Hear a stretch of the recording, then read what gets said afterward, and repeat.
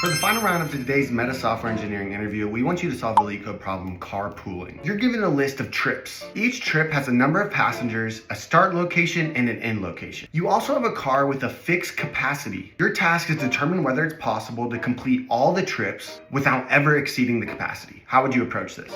Easy. I'll just simulate every point along the route. And then at each point, just check how many passengers are in the car based on my trips. Explain that a bit more. For each trip, I'd scan through all the other trips to see which ones overlap with it. Then I'd sum all the passengers among overlapping trips and make sure they never exceed the capacity.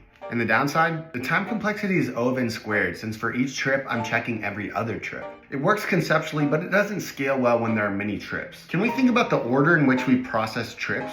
If we process the trips in the order of where they start, we can track when passengers get dropped off and picked up efficiently. Describe that idea. First, I'll sort all the trips by the start location. As I move forward, I keep track of active trips, the trips where passengers are currently in the car. How do you know when passengers leave the car? I'm going to do this using a min heap. My min heap stores upcoming drop-off points. As I iterate through my trips before picking up new passengers, I look at my heap and check whether there's any passengers we need to drop off. Because my min heap maintains a sorted structure, the drop-offs that happen first will be at the top of my heap. Through this, I can easily remove all the trips whose drop-off location is behind me. And at that point, I subtract the passengers from that trip from the current count. And when you check capacity?